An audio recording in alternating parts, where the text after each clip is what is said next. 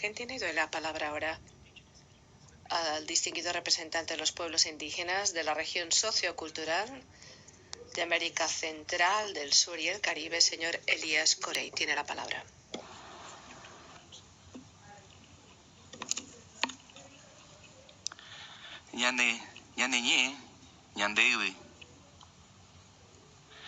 Guirareta iñepe chimboyupao ayumaera cuay yemboatipe.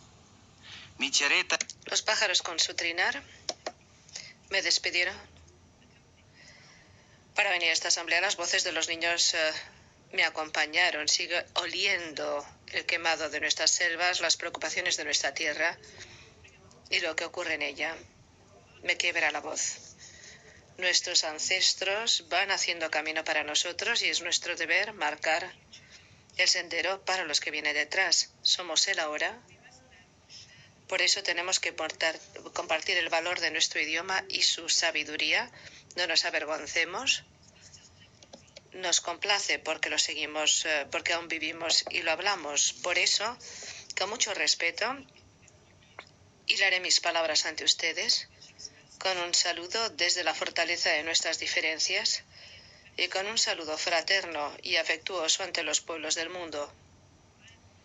Pido disculpas. Voy a tomar prestado el castellano para que mis palabras lleguen a más personas. Estamos llegando a la conclusión del Año Internacional de las Lenguas Indígenas y estoy con sentimientos encontrados.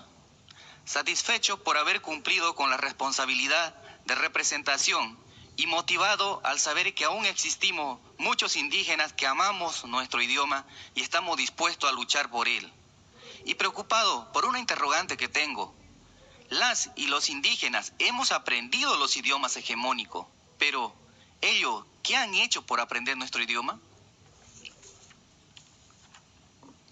La salud de los idiomas indígenas es responsabilidad de todos y es inalienable al territorio. Por eso, revitalizar la lengua y la cultura de las naciones indígenas debe ser una prioridad mundial. El sistema imperante en el mundo necesita a los indígenas, más que los indígenas al sistema.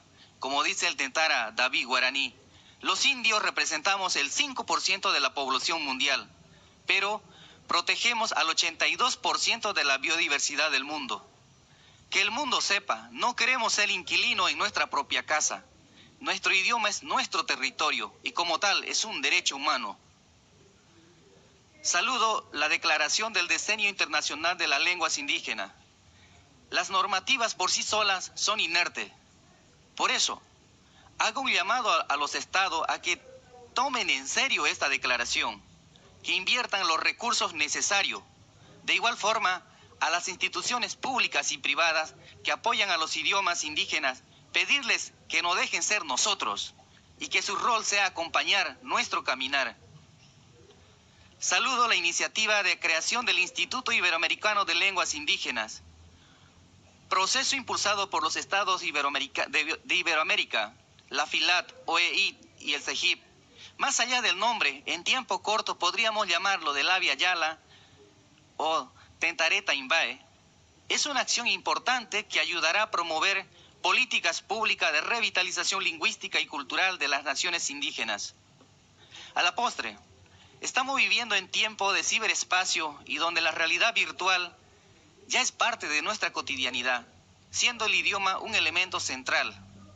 En ese sentido, hago un llamado a las instituciones públicas y privadas que apoyen iniciativas que vayan a fortalecer la tecnología en beneficio de los usuarios de cada idioma indígena. Porque dejar perecer a un idioma debería ser un crimen de lesa humanidad. Muchas gracias. Muchas gracias al distinguido representante de los pueblos indígenas de la región sociocultural de América Central, del Sur y del Caribe por su declaración. Tiene la palabra